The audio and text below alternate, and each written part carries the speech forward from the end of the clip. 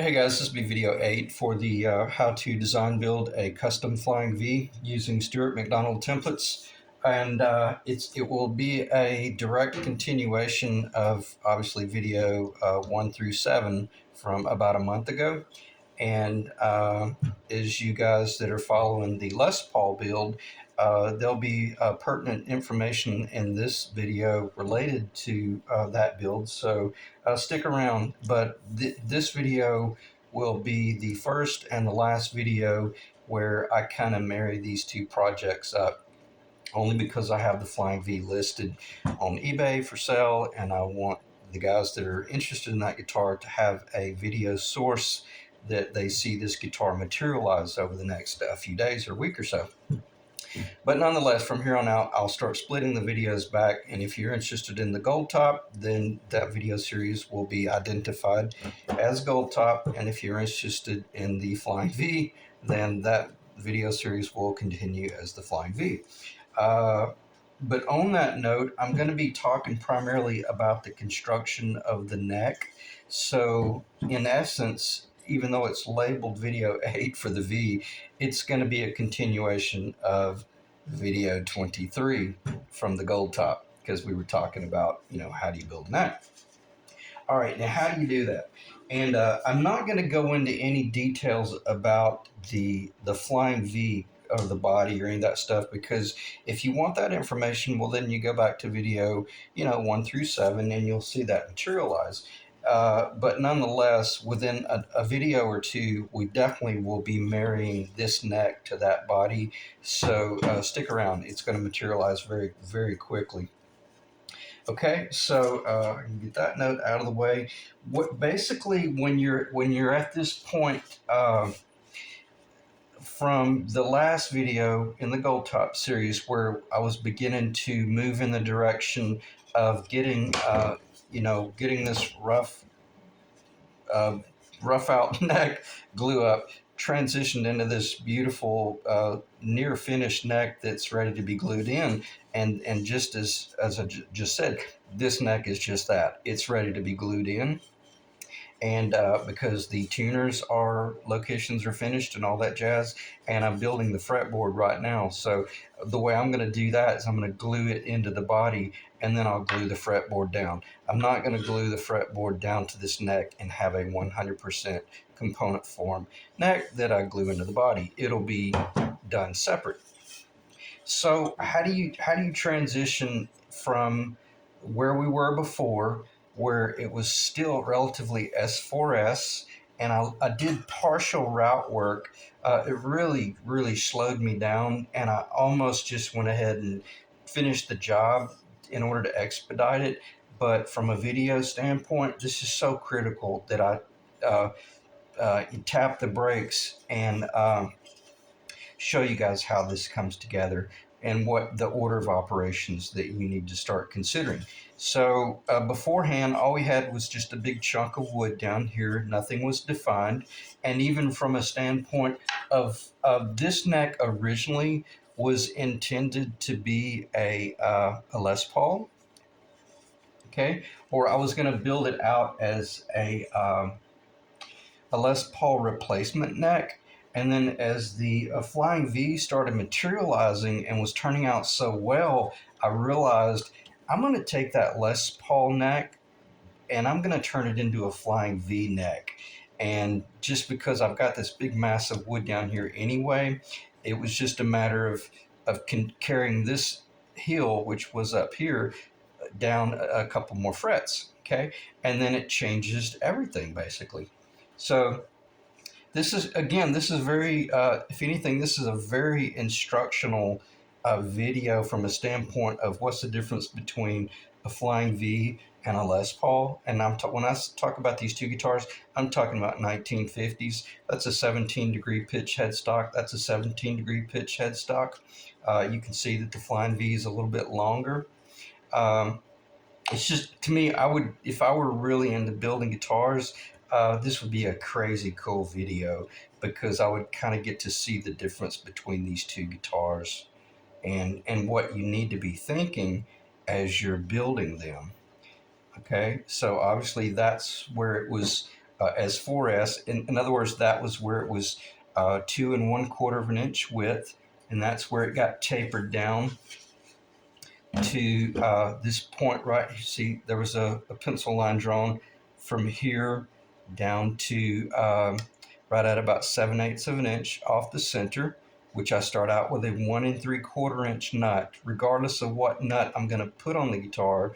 As long as it's under 1 3/4, I always build my necks at 1 3/4, because when I take it down to either 1 23/32 or 1 11/16, I'm literally just basically doing that with a straight maple block and sandpaper. I'm creating the actual finished nut by hand.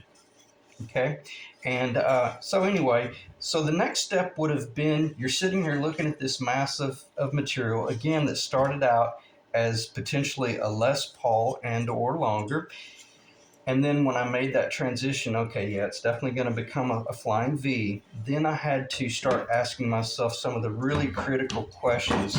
Well, what kind of flying V? Let me check the time. Okay, make sure it's rolling. Sorry about that.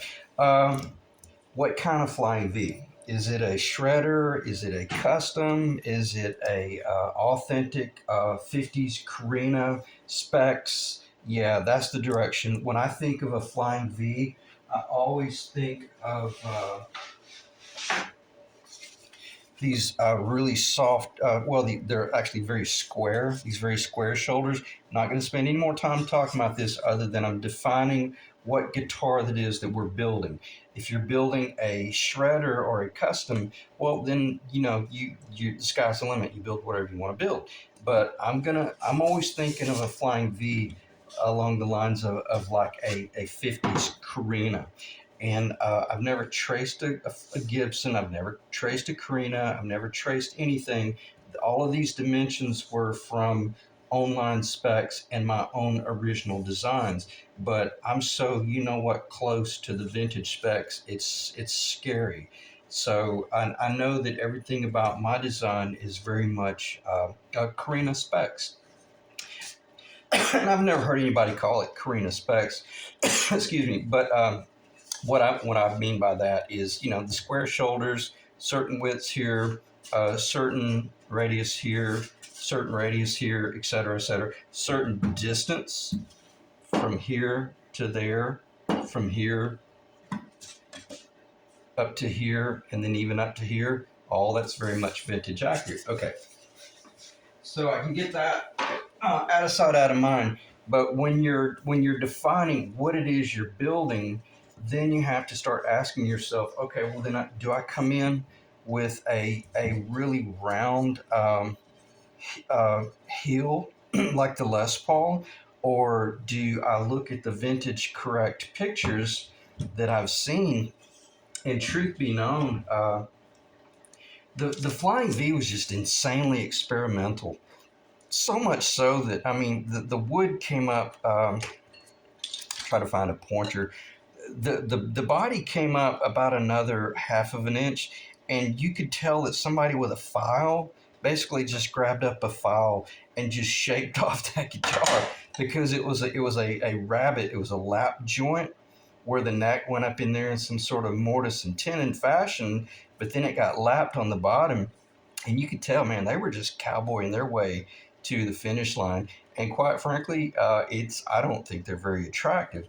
So, do you want to come in with this profile here? Well, no, that's not really accurate, because that's a 50s. That's a 50s Les Paul. Okay, you don't really want to do that, but you don't really want to come in the way they did with that crazy. The crazy hand finished machine work. So what I did is I came in with the authentic Gibson Les Paul from the 70s, which has a much more modern design, and then I start out there, and that's where I am with this design right here. And then once I come in and radius the profile of the neck, Then I'm going to shape this in order to complement that. Whether I flush out the bottom of this with the bottom of the body of the guitar, paint it all black, or I'm having kind of different thoughts here as I get back in this project, and I realize how beautiful this Honduran mahogany is. What a sad shame it would be to paint it black. So I'm probably going to transition into. I'm almost about 100% confident that I'm going to transition into the body's going to be black nitrocellulose lacquer. The neck is going to be Honduran mahogany clear coat, all the way up even to where you see the bottom of the heel, and therefore. When you look at the bottom of the guitar, the black will stop here and possibly even step a little bit, but then the heel will be Honduran mahogany. Okay, that's the direction I'm taking right now, and I think it'd be wise to go that direction. If it doesn't work or if it's not attractive, cool thing about black paint is it will cover a multitude of sins, as I say, immediately, and or it'll just change the design. Okay, so what do you do when you're at this point and you're building a flying V? Well, we've defined that we're building a Korina Specs V, and the heel is well, I would say it's critical, but apparently it's not, because they just took up a file in the 1950s and they shaped whatever was on the guy's mind that day, and quite frankly, it didn't look very attractive. I think it would have been far more attractive if they had spent the time to have done that heel right there. But we won't go there. All right. So what's the next step? You have to select your scale. And when you do select your scale, um, commit. Make certain that you've truly committed and write it in ink. Okay, that way that'll guarantee you that as you're building this guitar, which is a 24.562, and you're restoring a guitar that's a 25-inch scale, and then you got a Strat that comes in or a Tele that comes in that's 25 and a half, you'll get lost in these numbers very, very quickly. And what's truly important here is that you define what really defines the, if you were to go with a 24.52-inch scale versus a 25-inch scale, and you're joining the body at the 18th fret or the 16th fret, then you want to have a scale comparative where you can open up your book and you go, okay, from the nut to the 16th fret, 376.054 millimeter. If it's a 24 and 3/4 inch scale, it's 378. If it's a 25-inch scale, it's 382. If it's 25 and a half, 390. See my point? What am I building? I'm building a guitar that from the nut to the 18th fret is 403.065 millimeter if I'm building a 24.562-inch scale. But guess what the Korina Flying V had, and the Korina, I'm talking like the 1950s guitar, as well as the 1950s Les Paul Custom 24.75-inch scale. That's historically accurate, and that's what this guitar is being built at. So is that a custom scale? No, not really. But you can't order that fretboard from Stewart McDonald. We'll put it that way. Why? Probably because they're protecting the industry. They know that a authentic 50s Les Paul and or Flying V is 24.75. Most people don't really know that. And you can only buy the 24.562 off the scale. So I'm going to slow down and back up and punt and stop talking about the numbers because I don't want to lose you. But when I listed this guitar as, or on eBay and or on YouTube as, we're building a 50s Korina Specs, that's exactly what I'm building. Okay. So I found that number 400. I'm sorry. I'll see how the scale help me out. 406.15 millimeters. Then I close the book and I write down here 24.75. Take that 406 and I take my scale, my straight edge, and I do this once so that I'm truly so that it's truly behind me. One way you could do it is, and keep in mind, this is starting from the beginning of the fretboard location, so it'll be starting at about right there. Then you make, if you could clamp that and hold it, then that's fine. So basically, I'm at slip. I'm at 406 millimeter right there. At that point, that was what I was talking about in last night's video. Once I draw that really clean, precise mark, that's it. That's the 18th fret location for this guitar. It's no longer a Les Paul. It'll never. We're at a point of no return now, and that's fine. But the way I would do this is I would slide this up and put it on, say, 400, and then I would go up to 806.15. Why? Because of gravity and balance. That just keeps me from fighting something that's might get off a little bit. Okay. So, whoops, almost hit the camera. Okay, so you found the nut location, and not only did you find the nut location, but you've already decided what type of nut it was you were actually going to use. Are you going to build the guitar traditional, where it has a traditional nut, or are you gonna put a big old Floyd on there? And if you were to do that, I would have recommended that you build this guitar completely differently, and that you change all this down here. But the cool thing about this design here, I could still go with the Floyd, but because I extended this headstock about 1/8 of an inch, but I would be splitting hairs up here, and the Floyd would basically hit about right there. It's still historically accurate as far as an authentic Korina V, meaning the distance from here to here visually is fine. So, in other words, this guitar will receive a Floyd Rose, but for the most part, I got a real strong feeling that odds are this guitar is going to remain a traditional, with a traditional 3/16 of an inch nut. And then once you do that, you know, just humor me here. This is a falcon or penguin, but see the taper on this headstock begins above that. So basically, you've defined your headstock design, you've defined your nut location, and then once you have your nut location, that designs the entire guitar. In other words, once you have the nut location and the scale that you want to use, 90% of your job is finished from a design standpoint, because then all of these dimensions start defining the whole guitar. Because once this connects at the body, it's a certain distance from the 18th fret to the bridge, whether you're going with a Floyd Rose or whether you're going with a traditional bridge. Okay, check the time. All right, 18 minutes. I'm gonna try to wrap it up here fairly soon, because I don't want this to be a very long video. But I want you to just realize that you're working between two different points: the nut location and the heel location, and what you want the heel to look like, and how the heel is going to be complementing the body that you're building, whether it's going in, like this vintage 50s. Les Paul design, well then that's a completely different animal. But that doesn't mean that you couldn't build your flying V this way.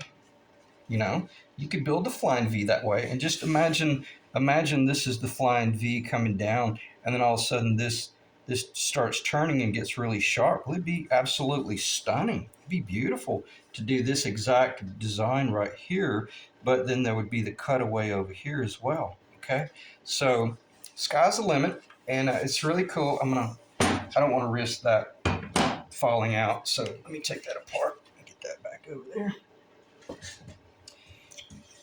Anyway, might have digressed there a little bit, but it was, as I say, it was for a worthy cause, because that's a beautiful guitar, and that's authentic 50s, true Les Paul. And and that's why I brought up the whole heel, is because it was really tempting to not do that, because it would be so beautiful. But the cool thing is I'm still not there. If I wanted to there at the end, I could shape it a little bit more round like that, and then get the best of both worlds.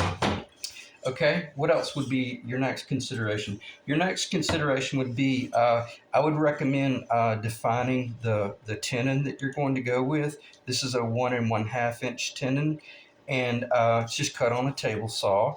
And that's why I left one side straight so that if, let's say I had my table saw fence, which you can look over there.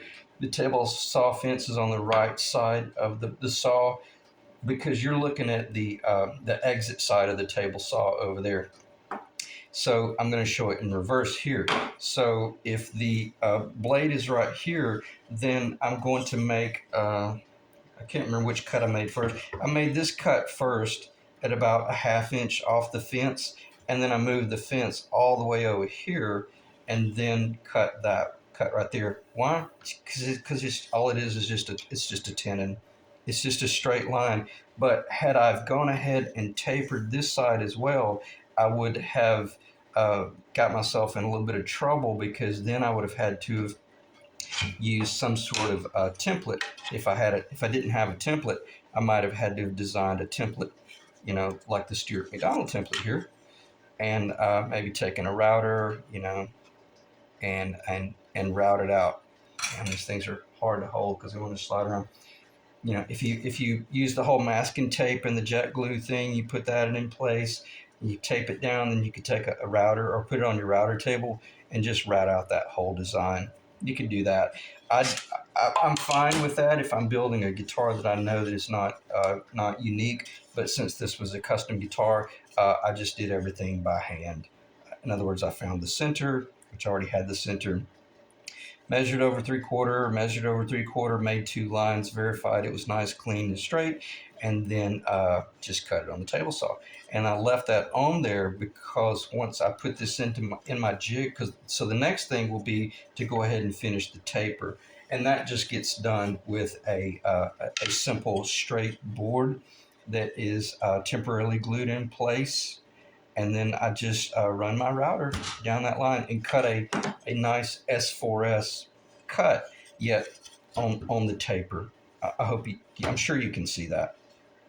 So that, in other words, that'll be the next cut. Relieving that, then what will happen is it will go in a custom jig that I built that will allow me to come in and radius my, in other words, cut my profile. All this right here. And every bit of this is done freehand and with the neck fixed, and I move the machinery. I like that. It's much more dangerous, but that's not why I like it. But I like it because I can feel the tool and I can control the router. Even though the router's running 20-something thousand RPMs, I can tell when it's about to bind, or sometimes I can do climbing cuts. Sometimes I can do straight in cuts. If you're working on a table, sometimes you can't feel what it is you're doing as much as you can when you're doing it freehand. I hope that makes sense. But and also, once you put this on the table and you're just pushing it, now you're connected to the table, and there's a possibility you might just burn it up or make a mistake. I don't like using the router table unless I just have to. I prefer to do it by freehand. And I hope let me check the time. 23 minutes. Probably going to cut me off fairly soon because my little camera is just a piece of whatever. So here's how I'm gonna build this thing.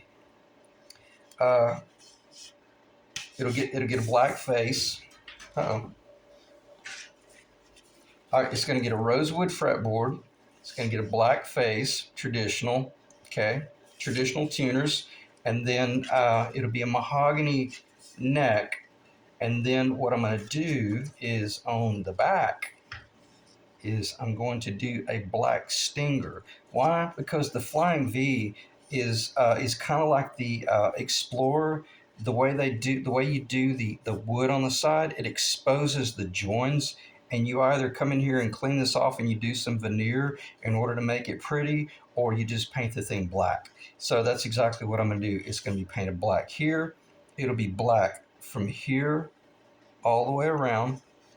Then the black will continue all the way up the black will continue all the way up that point and stop. Okay, and then it will have the black stinger, which will be just bar none stunning against the Honduran mahogany. Okay, and that Honduran mahogany is going to get really vivid, and it'll come down to that sharp of a point. And basically that's the first fret location, and then you'll have all this Honduran mahogany in here, and then you'll have the black stinger right here, and then it'll get shaped and rounded, you know, so that it will basically end up looking